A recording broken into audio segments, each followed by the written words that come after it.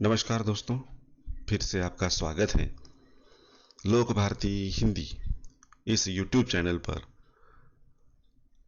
सातारा जिला हिंदी अध्यापक मंडल सातारा और लोक भारती हिंदी के संयुक्त तत्वाधान में सेतु अभ्यास का मार्गदर्शन देने हेतु मैं विनायक बगाड़े आज आपके सामने उपस्थित हूँ।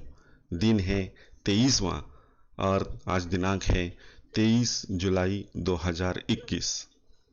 कक्षा है 9वीं। आज के हमारा क्षेत्र है श्रवण लेखन। अपेक्षित कौशल है छात्र विराम चिन्हों का ज्ञान प्राप्त करके और उनका उचित प्रयोग भी करेंगे। संकल्पना है विराम चिन्ह। आओ पता करें। अध्यापक बच्चों के साथ चर्चा करते हुए विराम चिन्हों की संक्षिप्त जानकारी देंगे। पुनरावृत्ति के रूप में पूर्व ज्ञान के आधार पर निम्नलिखित तालिका पूर्ण करने के लिए कहेंगे। उचित जोड़ियां मिलाइए। पहले है क्रमांक, बाद में है विराम चिन्ह और उसके बाद है विराम चिन्ह के नाम। तो विराम चिन्ह और उसका नाम, इनकी जोड़ियां लगानी है। जैसे कि पहला विराम चिन्ह है 2 नंबर का यानी पूर्ण विराम, दूसरा है 1 नंबर का अल्प विराम, तीसरा है 5 नंबर का विस्मयादि बोधक चिन्ह, चौथा है प्रश्न चिन्ह और पांचवा है अवतरण चिन्ह। इस तरह से उत्तर आपको अपनी कॉपी में लिखने हैं। आओ सक्षम बने। इसमें देखिए, अध्यापक छात्रों को कुछ नए विराम चिन्हों का महत्व और उनके निम्नलिखित प्रकारों के संबंध में जानकारी देंगे। छोटा कोष्ठक क्रम सूचक अक्षर, अंक, संवादमय लेखों में हाव भाव सूचित करने के लिए इसका प्रयोग करते हैं। मंझला यानी सर्पाकार कोष्ठक एक साधारण पद से संबंध रखने वाले अलग अलग पंक्तियों के शब्दों को मिलाने के लिए इसका प्रयोग करते हैं। अगला चिन्ह है हंस पद। लेखन में जब कोई शब्द छूट जाता है तब उसे पंक्ति के ऊपर लिखकर यह चिन्ह लगाते हैं। यह जो चिन्ह है इसे हंस पद ऐसा कहा जाता है। बड़ा वर्गाकार कोष्ठक लेखन में त्रुटि या पूर्ति बताने दूसरे कोष्ठक को घेरने के लिए इसका प्रयोग करते हैं। तो यहाँ पर देखिए, छोटा कोष्ठक, मंझला सर्पाकार कोष्ठक, हंसपद, बड़ा वर्गाकार कोष्ठक, ऐसे 4 विराम चिन्हों को यहाँ पर दिया है और इनका प्रयोग कहाँ पर किया जाता है संक्षेप में यह भी बताया है।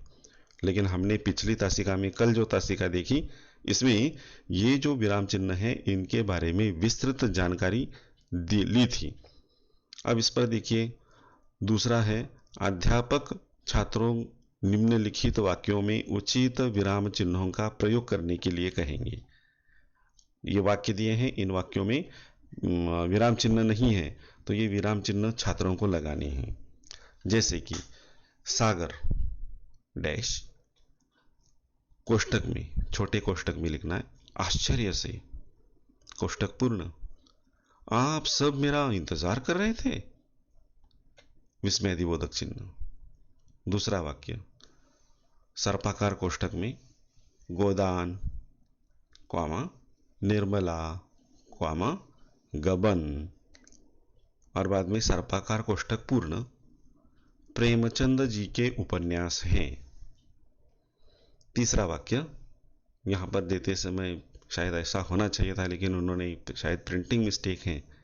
पिताजी कल, वही शब्द नहीं था उसमें, पिताजी कल जाएंगे, यहाँ पर वह मैंने दुरुस्त किया है। पिताजी कल जाएंगे, लेकिन कहाँ, तो यहाँ पर देखिए हंस पद लगाया है और ऊपर लिखा है मुंबई, यानी वाक्य होगा पिताजी कल मुंबई जाएंगे।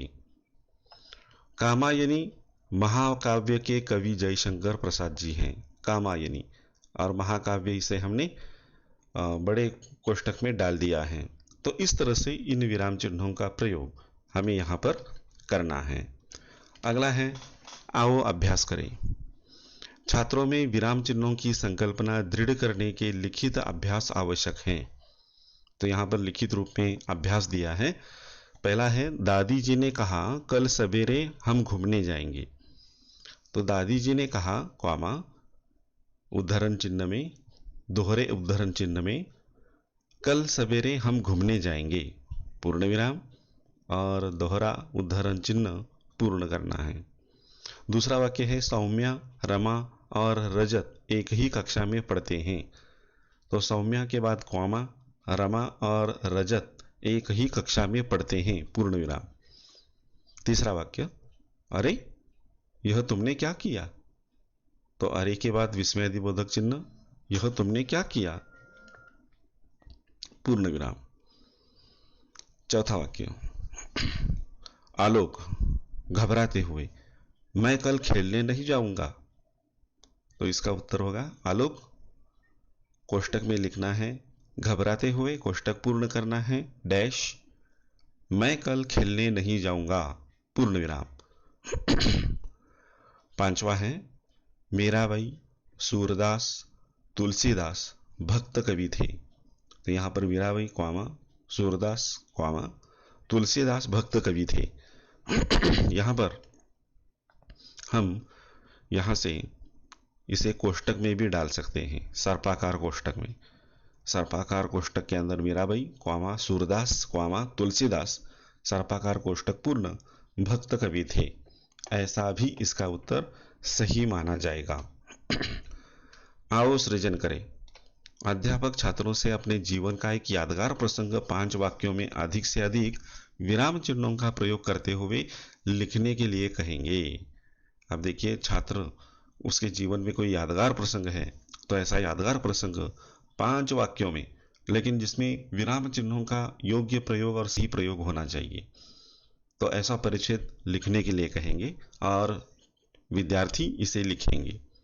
अध्यापक कुछ छात्रों को वैसे ही हाव भाव, उतार चढ़ाव के साथ यादगार प्रसंग सुनाने के लिए कहेंगे, और जो कुछ छात्र हैं उनको कहेंगे कि आप लिखने की बजाय हाव भाव के साथ, उतार चढ़ाव के साथ उस यादगार प्रसंग को आपको कक्षा में सुनाना है। तो इस तरह से विराम चिन्हों का दृढ़ीकरण भी होगा और संभाषण कला भी इनको अवगत हो जाएगी। इसके लिए पूरक साहित्य स्रोत है, देखिए, 7वीं की पाठ्यपुस्तक का पृष्ठ 24, भाषा की ओर, यह पढ़िए। तो 7वीं कक्षा की किताब प्राप्त कीजिए और उसमें ये जो पृष्ठ 24 है, इस पर भाषा की ओर यह जो पाठ दिया है इसे पढ़ लीजिए। अब देखिए, यहाँ पर अंतिम पड़ाव पर हम आ गए हैं। इसमें अपनी कृति जो है वह पूर्ण कीजिए, सभी कृतियाँ पूर्ण कीजिए। अगर आपको किसी कृति का मार्गदर्शन चाहिए तो मैंने जो मैसेज भेज दिया है इसके ऊपर एक लिंक दी है और लिखा है कि मेरे चैनल पर जितने भी वीडियोस हैं, इन वीडियोस को आप देख सकते हैं। कई संदेश आ रहे हैं कि सर हमें पिछला भी एपिसोड देखना है, तो उसकी लिंक भेजिए। मैं हर एक के पास ऐसी लिंक नहीं भेज सकता, तो मेरे चैनल को सब्सक्राइब कीजिए और वहाँ पर आपको लिंक प्राप्त होगी और इस लिंक पर आप मेरे चैनल पर जितने भी वीडियो अपलोड किए हैं वो सब आपको दिखाई देंगे। तो दोस्तों, आज के लिए बस इतना ही। धन्यवाद। हम यहाँ पर रुकते हैं।